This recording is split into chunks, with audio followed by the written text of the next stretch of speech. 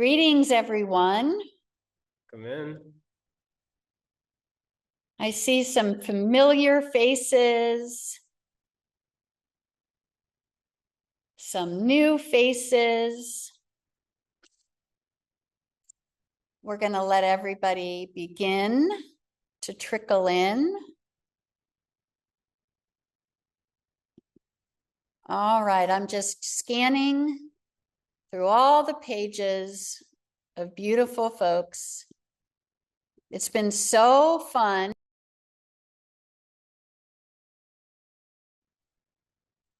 So it's been so fun to We're the Well.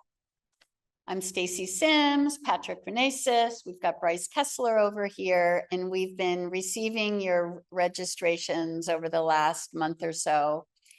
And it's been thrilling to see people come in from all over the world and through all different sources. So because we have limited time together, I'm going to begin to just share a bit about what our format is today and a little bit about this container, and then we're going to get into the beautiful heart of the matter. So a few housekeeping items. Bryce is going to continue to put these in the chat for our newly arriving folks. We're going to ask you to mute yourself during all of the bits so we can really hear our guest speakers. And then if we need you to unmute yourself to share, we'll allow you to, we'll ask you to do that. We are recording. Unless you speak, you will not be captured in any way. We have in the past been able to edit people out of the recording, but we would really prefer to not have to edit. It's just a large group of folks. So you'll have other ways to share poems with us. So we just remind you that you are being recorded. If you have any technology questions, just write it in the chat and Bryce will fix your situation. He just fixed my 27 technology things beautifully. So now we begin. So the Well works at the intersection of arts and wellness, and our signature program is Mindful Music Moments, mindful prompts and music in schools every day across the country. And it occurred to me that it would be beautiful to have a poem that was a similar program, but celebrated both mindful, contemplative prompts and poems.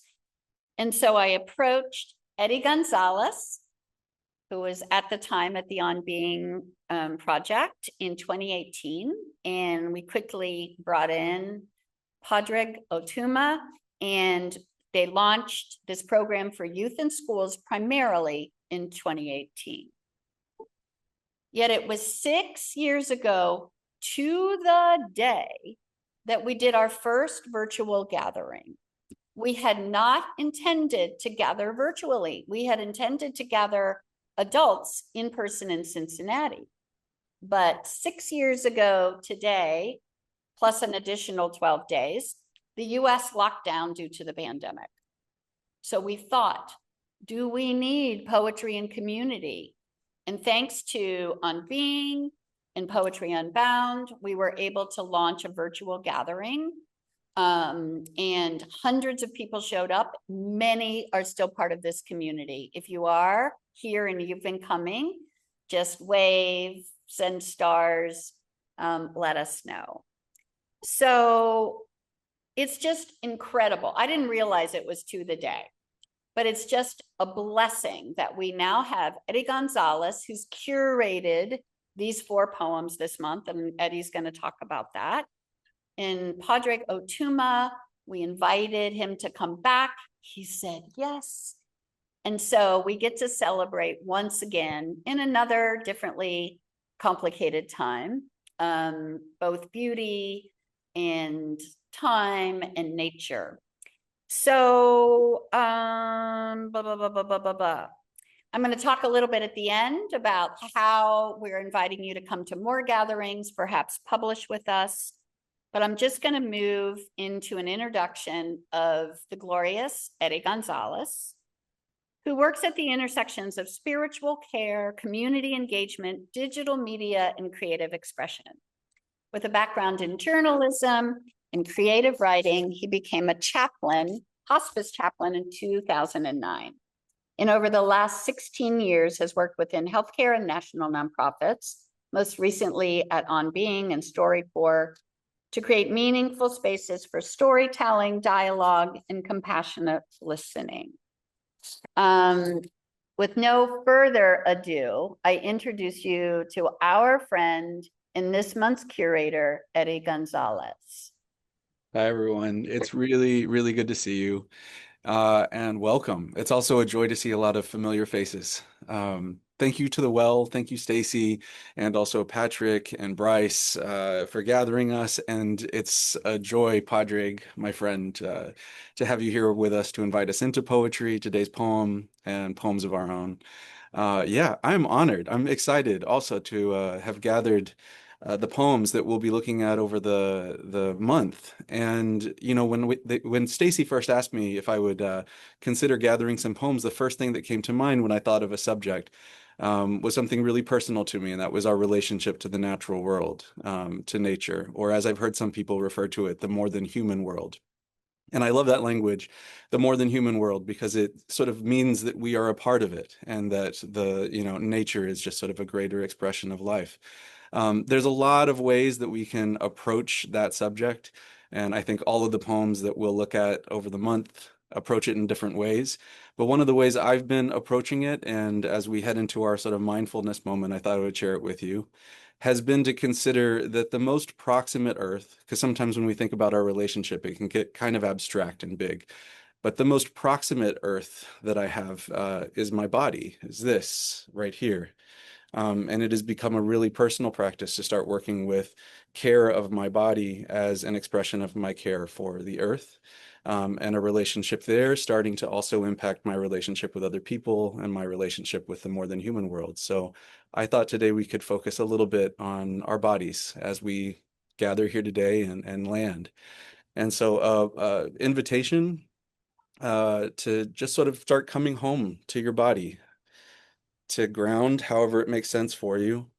The body, of course, has all of its senses and its feelings, its emotions.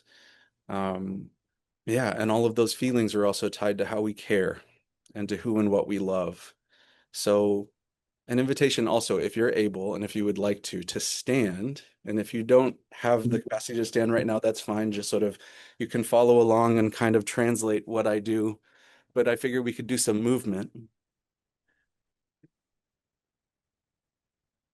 If you need to stay seated, that's fine. But just coming home to your body and just standing. If you'd like, doing a little bit, reaching up, make whatever movements feel right to you in this moment. If you need to stretch.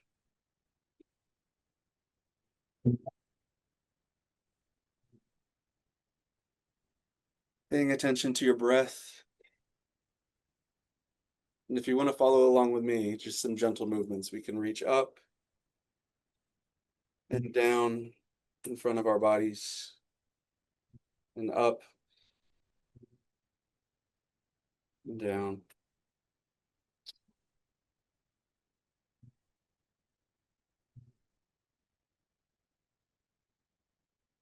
If you'd like to take some gentle twists,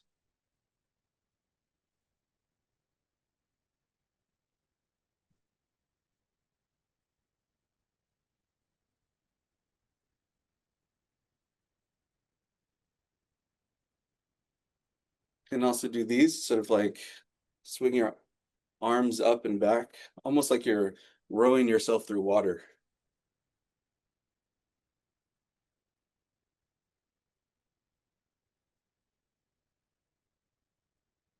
And keep breathing. Speaking of water, we'll try this one too. You can kind of like pretend like you're gathering water and pulling it up and then throwing it in the air. Pulling up.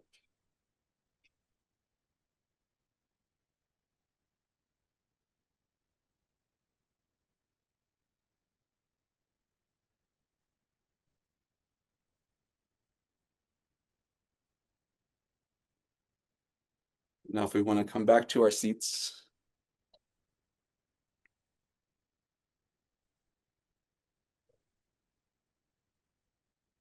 And just feel for breaths here, just the feeling of gravity. It's something you really don't have to try to do. It's always there.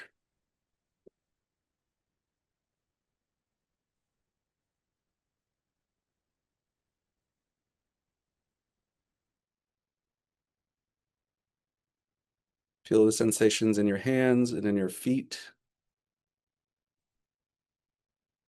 And take 1 or 2 more deep breaths.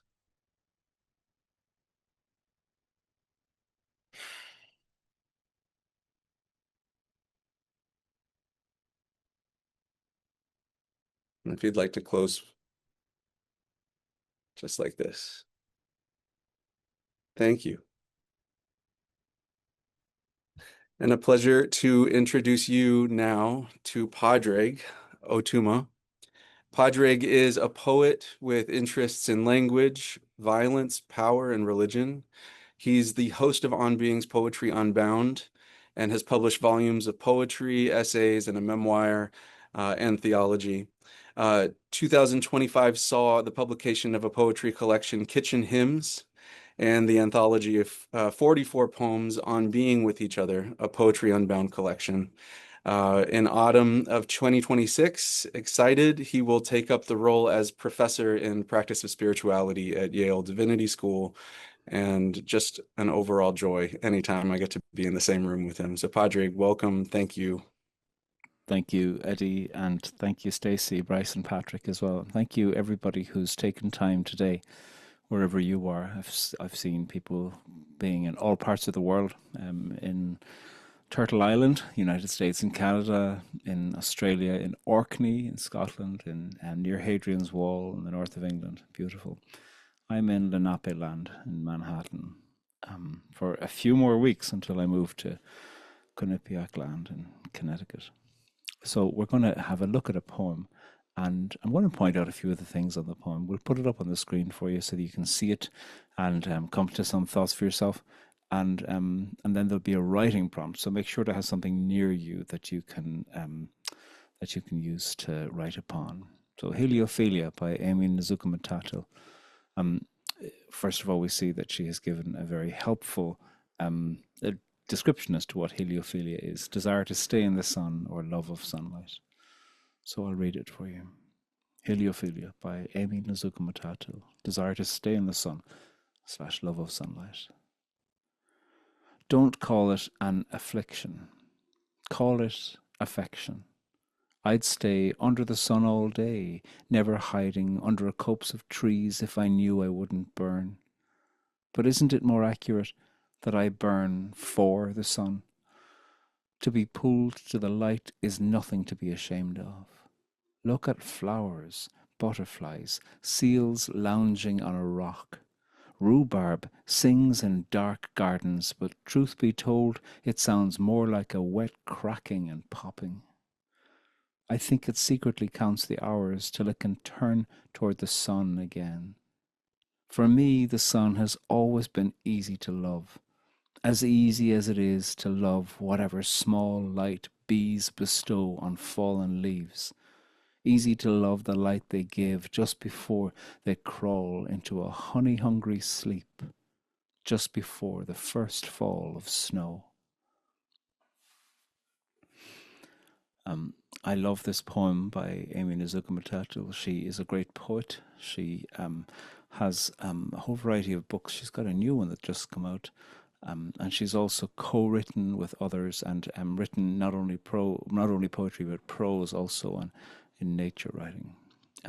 And as Eddie said, nature writing is about all of us. If you're writing about a human person, we're part of nature. We are not outside of nature. We are part of it. And so it is the other than human and the human together, the human plus the other than human in conversation that is so rich in this beautiful poem. A couple of things to say about it. One of which is that there's such narrative hospitality. Sometimes when you see a poem where you may not recognize the first word or the title, you might think, oh, I'm not going to get it. And so there's a real narrative hospitality that Aimee Nezhukumatathil has given here by giving us the description as to what it is right there at the top. You don't have to do that, but especially if you're aware that early in your poem there's some terminology or some reference that people might think, oh, I'm not sure I get that. It can be a lovely thing to give that open door of welcome, which Aimee does so beautifully. And it starts off in this really interesting negative and a corrective. Don't call it an affliction, call it affection. So there's a slant rhyme between affliction and affection.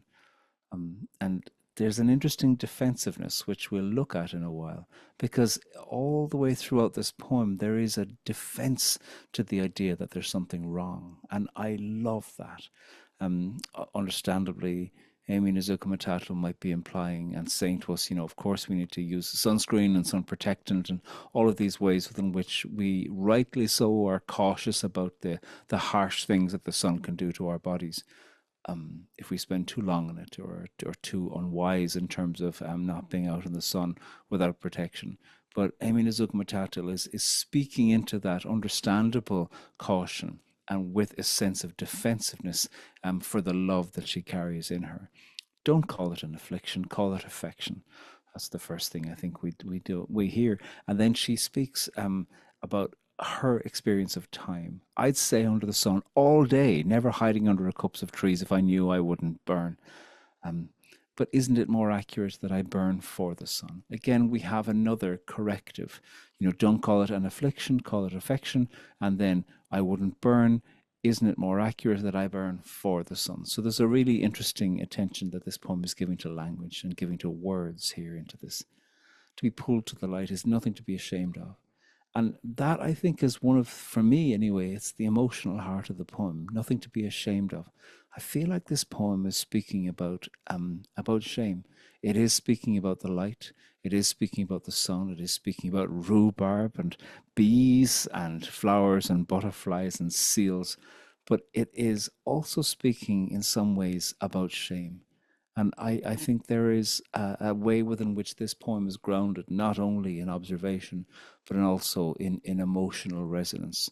When we look at the presence of shame and the knowledge about it and the defensiveness and the self-defense to say, I don't have anything to be ashamed of, to bring this love that I have into the sun, into the light, into the sun here. After she speaks of shame, nothing to be ashamed of, she then begins to bring us into observation. And this is where you see Aimee Nezhukumatathil, the researcher. She's an academic.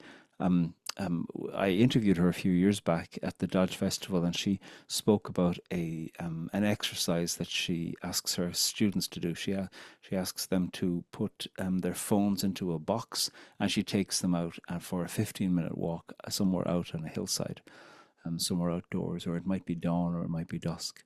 Depends at different times. And she talks about the intentionality of putting your phone in a box, where you're not there to try to capture something. You're not there to try to get the beautiful photograph. You're there to be a part of nature and to witness something really powerful. And you see in Aimee Nezhukumatathil the science writer and the scientific analysis present, especially in stanzas 3, 4, and 5. So look at flowers, butterflies, and then we begin to get some detail. Seals lounging on a rock. What a gorgeous verb to use here, lounging on a rock. And then even more information about rhubarb. Rhubarb sings in dark gardens, and she corrects it then to say, but truth be told, it sounds more like a wet cracking and popping. This is observation, this is reading, this is knowledge. And we're thinking of flowers that grow, we're thinking of butterflies that fly, we're thinking of things in the medium of water and rock, and then other things that grow to go back to flowers. Rhubarb sings in dark gardens, but truth be told, it sounds more like a wet cracking and popping. Crack and pop are onomatopoeic. And so this language seems very simple, but it is deftly chosen by Aimee Nezhukumatathil. Well, she's a great reader of her own work too. If you ever have a chance to just search her on Google or find that interview on the On Being archive. I think it secretly counts the hours till it can turn toward the sun again. So there's something here in terms of turn, the idea of her turning, and she's like rhubarb, and she's creating a connection between herself and rhubarb. And I mentioned that there's narrative hospitality at the beginning in the way that Aimee Nezhukumatathil has uh, told us what heliophilia means. But there's narrative hospitality too toward other growing things, other living, breathing, singing, cracking, popping things, the person and the rhubarb. I love that. There's an anthropology of audacity and kindness and the recognition that we are all growing things that will live and die, whether we're rhubarb or a person, in the presence of this poem. There's a lot of repetition, and we'll think about the form in a while, but there's a lot of repetition. For me, the sun has always been easy to love, as easy as it is to love whatever small light bees bestow on fallen leaves. Sun, easy to love, as easy as it is to love. There's when you use not quite formal repetition, but slightly informal repetition like this, where half phrases or particular words are repeated, not at the end of lines, but occurring throughout the poem, it brings the musical quality of the poem to our hearts, and perhaps also something like a lullaby, some kind of soothing. And this poem is speaking perhaps to the things that we're ashamed to bring into the light, and the ways within which we hide or wish to secret ourselves away. This poem is an invitation with great courage and skill and deftness, but also kindness and welcome to all of those things. And it does it with its own particularity of music.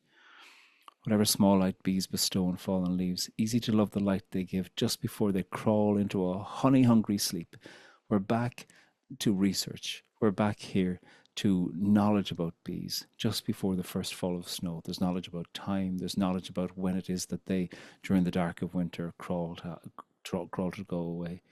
This poem begins with knowledge of the self, and then in conversation with something that the poet knows a lot about, which is nature, which is different growing things or living things or breathing things, relationship to light, relationship to sunlight. It brings all of that in, and it doesn't, interestingly, turn back to don't call it an affliction, call it an affection. I'd stay under the sun all day. It doesn't return to the human. Sometimes it might be that you would wish in a poem like this to think, oh, I need to do a turn in the last stanza back to the human, speaking for its own self, their own self.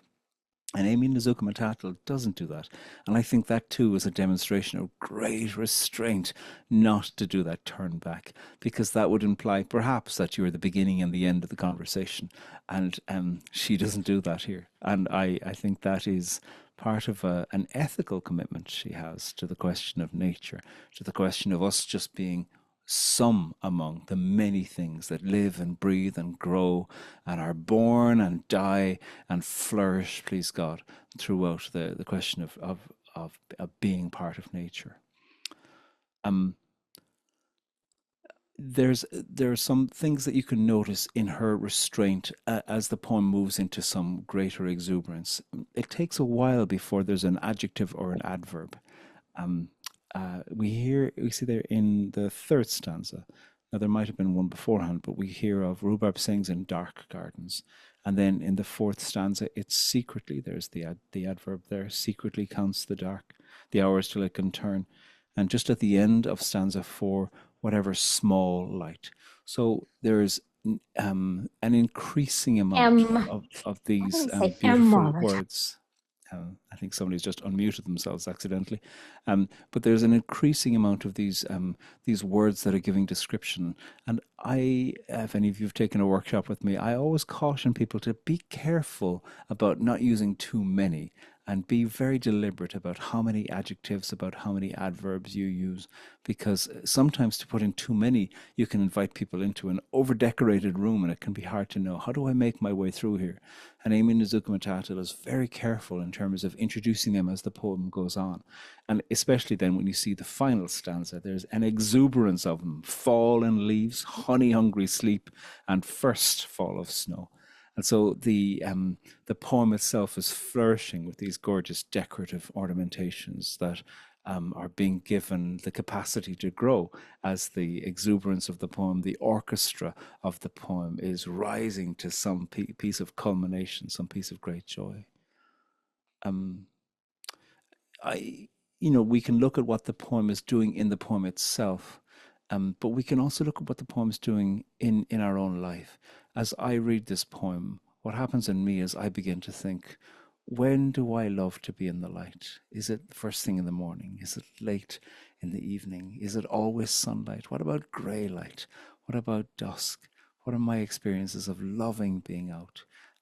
I love the quality of autumn sunlight. There's something about the goldenness of that I think is beautiful. And when I think about one image of light that I could feed off for the rest of my life, where I grew up in Cork on the south coast of Ireland, and we were about 5 miles from a very small piece of woodland that was right on the coast. And regularly as a teenager, I used to cycle there.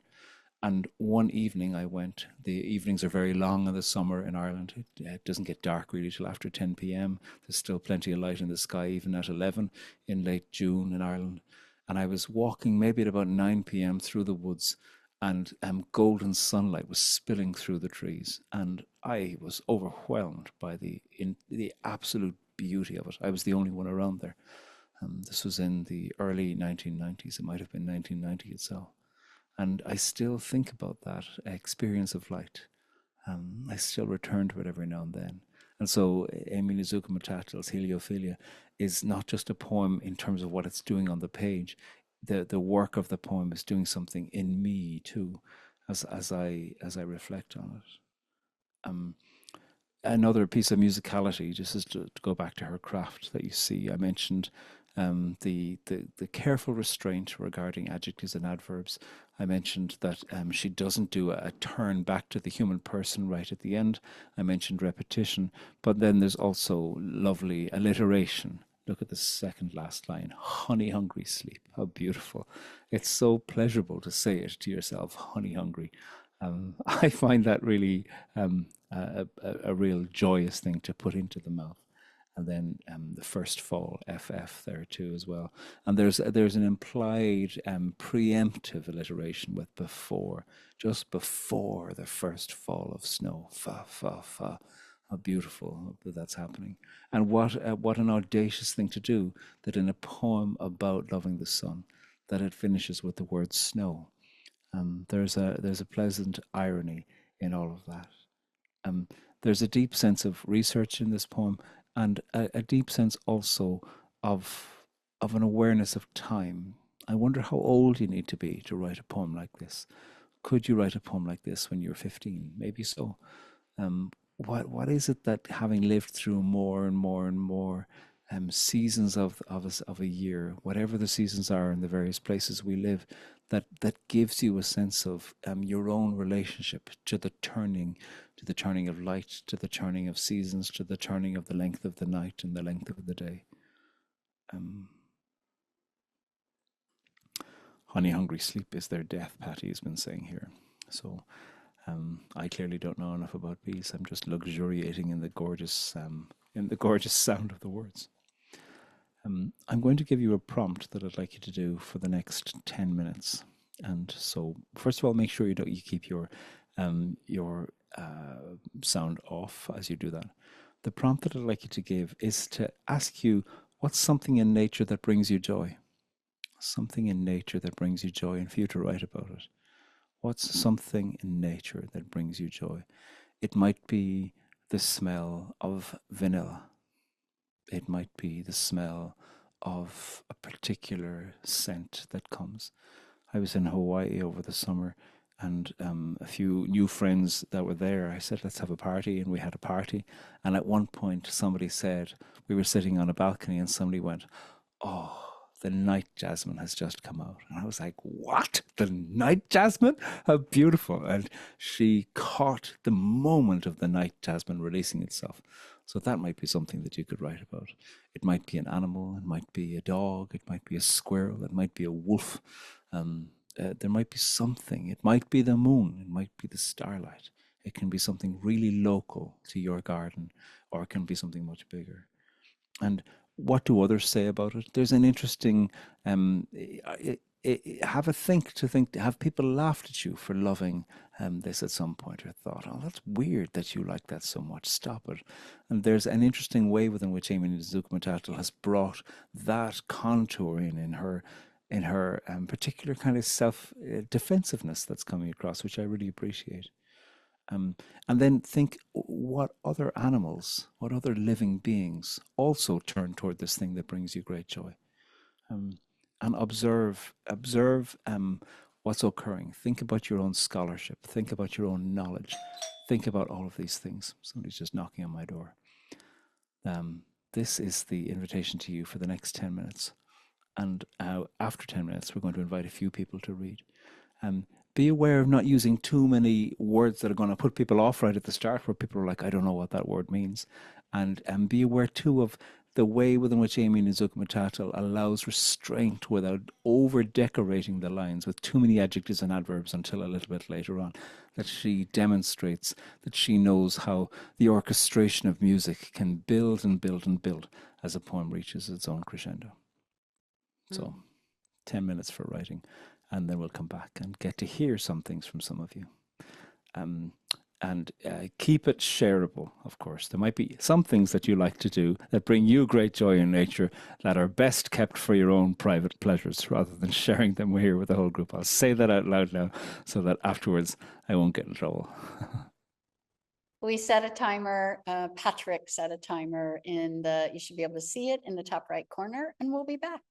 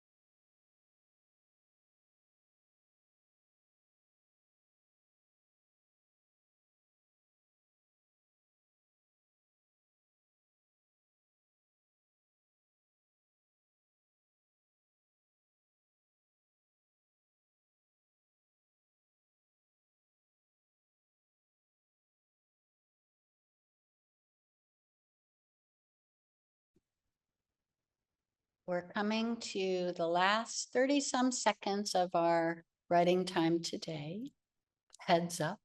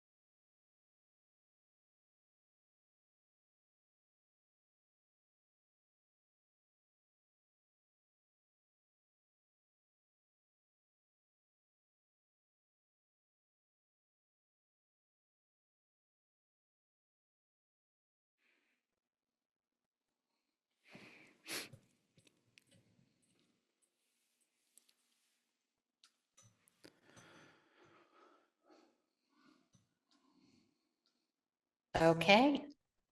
We're ready to hear some poems. Pádraig, would you like to lead this next bit? Yeah.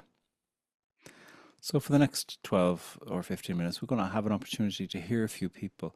Now, if over the course of the last 10 minutes you have written something that is the length of a Walt Whitman poem, i.e. very long, I'm going to ask that you spare us the delight of the full recitation and maybe only read a little bit. So my guess is that because the writing time is short, that mostly you've been writing something short.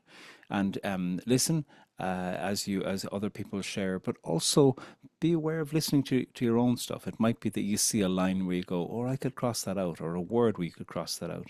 It might be that you realize, oh, my poem actually only begins halfway through. Perfectly. You know, those first few lines have gotten you to where you needed to get to, and you can thank those lines, but also remove them from the need to ever be recited.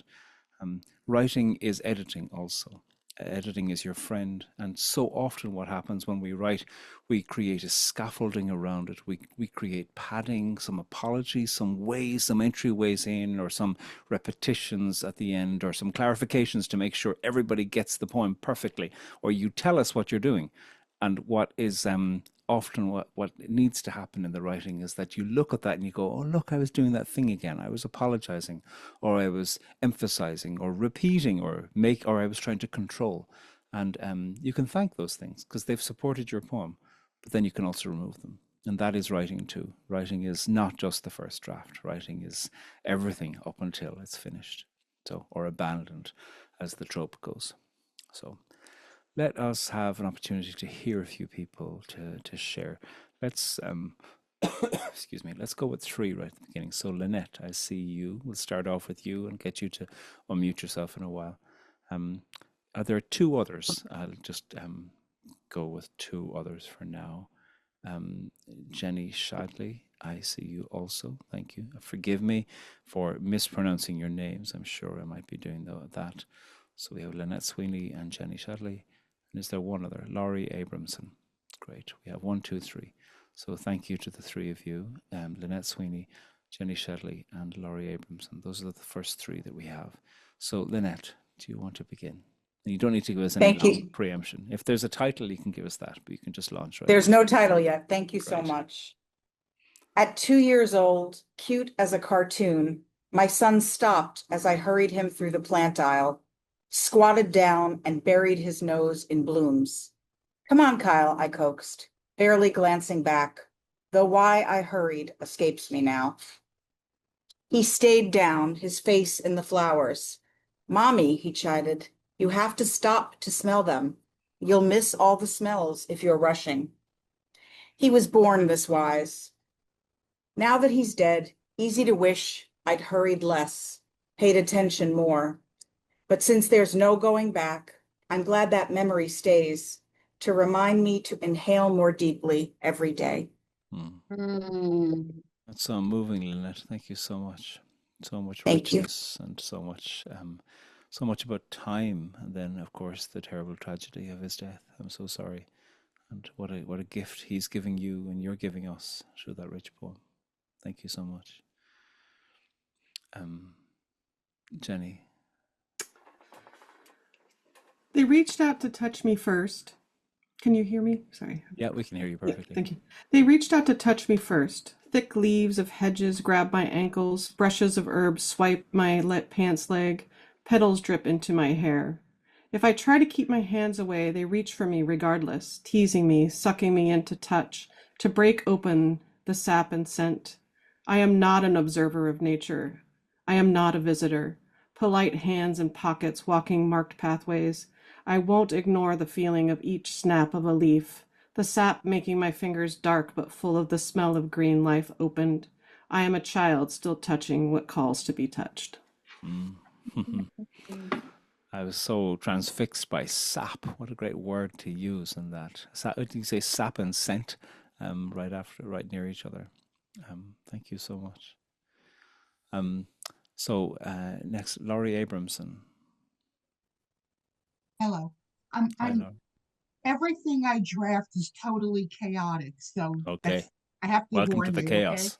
We're with you. Um, ancient breathing evergreens stand with a whoosh of arrogance or confidence, both. They stretch upward, almost endlessly. Ooh, I'm sorry. To go on.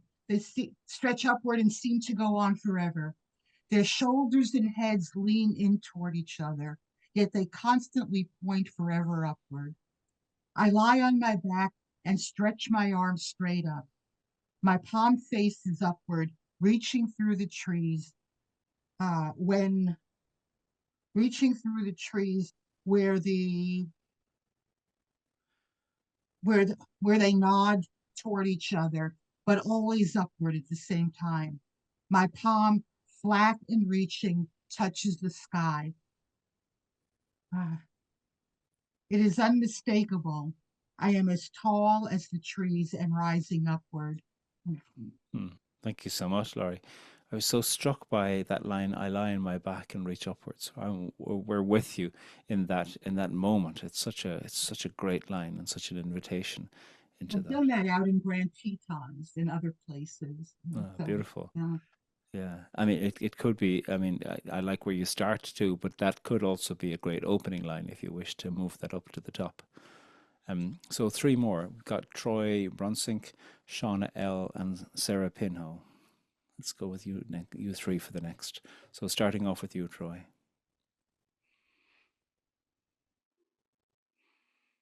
Thanks.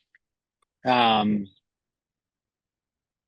spring's green lifts back. Is it a veil, a sheet, a negative space? Tracing horizons on the ground. The hosta bragging over fall's leaves. Green tufts supplanting blonde grass slivers that withstood snow and pause. Now read almost silver.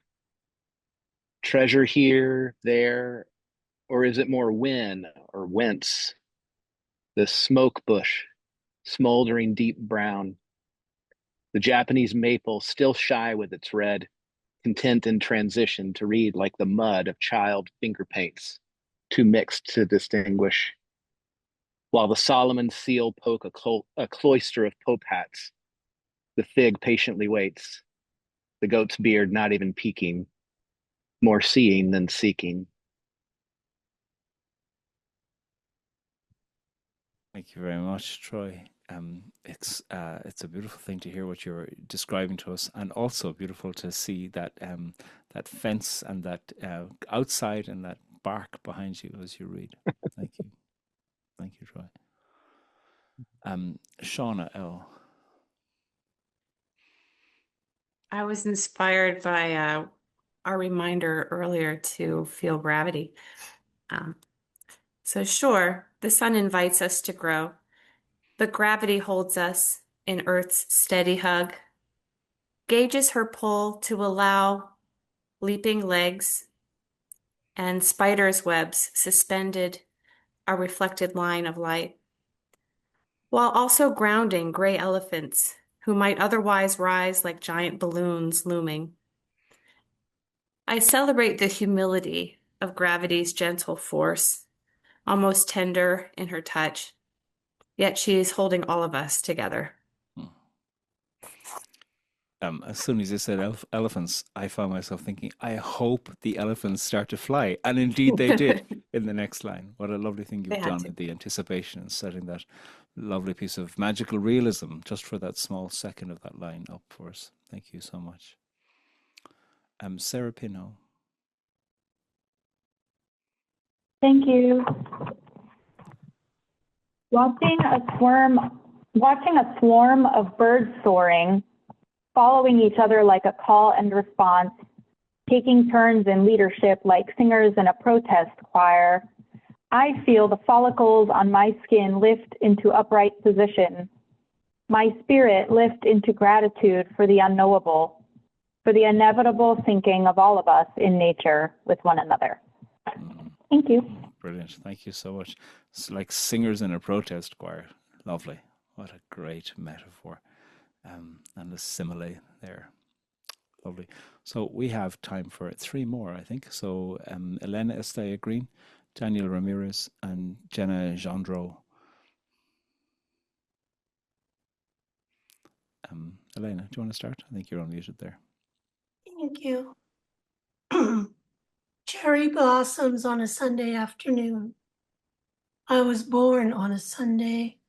My favorite color is pink. In Old Park, the orchard grows straight on a sloping incline of illuminated green. When the afternoon sun, glaring without filter, pours into each cluster of delight, to the eyes I found the world of La Vie Rose. Repose at its finest, I sit under the branches on a woolen throw, a glass of rosé in my hand, as I hold it up to the sunlit trees, an oracle of time frozen in place, an ancient declaration to this temple of nature on a simple Sunday afternoon. Sorry, my voice is scratchy. No, fine. It adds to it. I love the beginning and the ending with Sunday and that great opening. I was born on a Sunday.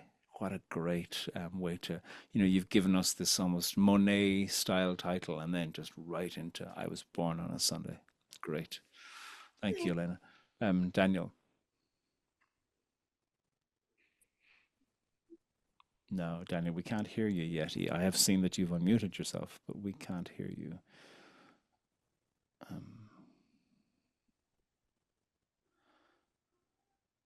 How about now? Yes, we can hear you now. That's great. Okay. Thank you. Here we go. This is called Savory. I like to sleep with the windows open when I can. Sometimes it's still over 90 degrees at night. Things creep in through the screens. Owl hoots, of course. The whoosh of the highway a mile or so away. The dawn chorus is a nice wake-up call. But there is one thing that's sure to wake me from whatever delicious slumber I'm involved in. The wafting of skunk aroma. Eau de Moffette, I like to call it. One of the world's most luxurious fragrances. My neighbor used to call her backyard a skunk superhighway and placed a metal effigy of one at her door. In this place, it proclaims, we venerate the creature. One time a skunk got lodged between the gate to our back patio. Of course, we'd smelled the evidence before we saw it. We were sure it was dead, even called the proper authorities to dispose of it. Thankfully, though, my morbid curiosity took over. Are we sure it's not just stunned? I approached. I tiptoed. I lurched my neck forward. Indeed, there was still movement in the chest. A weak rise-fall where our friend still had tidal memory within. This is the day I got to be a skunk savior. I donned gloves. I undonned clothes. I grabbed skunk. I put skunk on shovel. Why do we have a snow shovel in South Texas? I held warm body just for a little bit. I placed hand on skunk body to make sure it stayed on South Texas snow, now skunk shovel. I opened the back gate and returned our friend to the woods from whence it came. Hours later, my dad would report a successfully ambulatory creature. though he might have been stumbling like a drunk? Is it true that there are unwanted things in creation? Where is the one to shovel me despite my noxious spray? Where's the metal effigy to my stink? Thank you, Daniel. There's dramatic control in that and setting up the beauty, and then the turn, the volta with the butt and the skunk. Great, thank you. And then the last one more, Jenna Gendreau. Hi. The title's Holy, Holy, Holy. Tulsi, holy basil, is altogether different than the margarita pizza kind. Holy basil smells less like caprese, more like bubblegum, licorice, something candy, almost so good it seems artificial. Rub a leaf and fragrance bathes you. Tussle the plant with its fro of purple flowers. Softness carries the weight of aroma. Every experience acts like a miracle. Even the four-legged creatures, the winged, the crawling, visit Tulsi's altar to kneel and lean in. Thanks. Beautiful. Kneel and lean in. What a gorgeous way to bring in the holy within that, those gorgeous animals. Thank you so much for that, Jenna. We're going to finish. There's going to be a couple of thanks, and Eddie Gonzalez is going to read the poem again from Aimee Nezhukumatathil.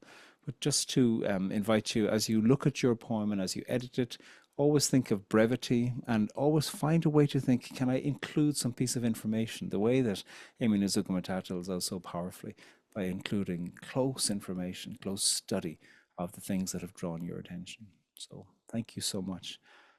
Thank you also for keeping it PG and not causing an Irishman to blush live on a Zoom call by all of the other delicious, salacious, spicy things that you like to do in nature. So on that note, I'll pass it over to Eddie Gonzalez. Could we just take a quick second from the well to just do a few final notes on the admin, and then we will be read out by Eddie. That's how we'll end today. So, I mean, golly, I'm not quite sure how to express our gratitude for Pádraig, for Eddie, and for all of you, and all of the beautiful poems that we're centering. Eddie chose them all from Ada Limon's collection of poems. Poetry in the Natural World. Poetry in the Natural World. So before we jump off, Patrick is just going to tell you a little bit about what you're going to get in your email. Yeah. First of all, thank you all for sharing. If you wanted to share, but didn't get a chance to today, there's going to be a great opportunity for you to do so later in the year. We release an annual anthology, and all the poetry that you write inspired by our mindful poetry content, one of these virtual gatherings, is eligible for submission in this book. So please look out for that. Submission's open tomorrow. Additionally, if you enjoyed this gathering, we're having 4 gatherings throughout the month of April, National Poetry Month. So we're hosting another one next Wednesday from 3 to 4 p.m. Eastern Standard Time. We're going to be exploring another poem from Ada Limon's collection, Lullaby for the Grieving by Ashley M. Jones. And finally, I will send a follow-up email with all this information, including a recap of the session. If you want to watch it back, we will post it on our YouTube channel, and more opportunities for you to listen to, consider, and to write poetry. So with that being said, I have one more thing. This book, our last year's book, featured the most youth poets. All of these poems and prompts and other materials go to youth in schools across the country. And last year we had over 150 youth poets from kindergarten and up. So if you know any young people who'd like to be inspired and become published right alongside of you, please, you'll be able to share information with them. And anything else, guys? Anything else? Oh my gosh. Dear Eddie, come back to us and read us out. Happy to, and what a joy thinking about what the theme for this year would be, to hear all of your poems and to be just in the midst of these reflections. So here is the poem once more.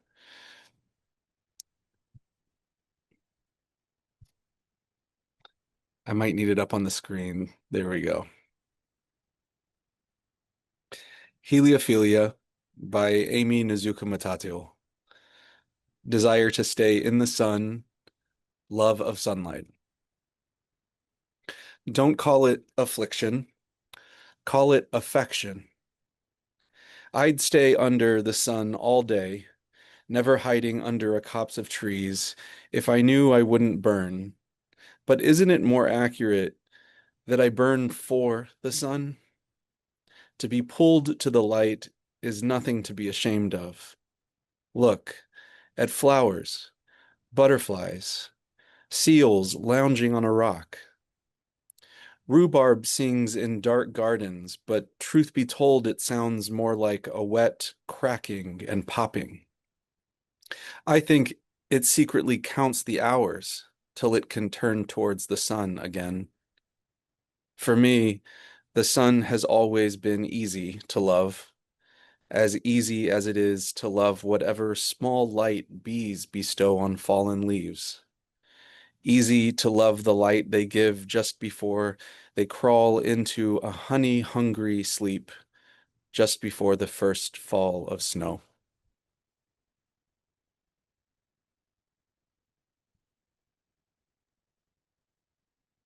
Beautiful. Thank you so much to everyone. Thank you so much to Poetry, Beauty, Connection, Pádraig and Eddie, and the beautiful Poetry Unbound. I hope you both know how much this means to all of us who are trying to make sense of a complicated world over and over again. So we'll see you all soon. Thank you. Goodbye, everyone. Thank you all. Bye. Thank you, everybody. Thank you.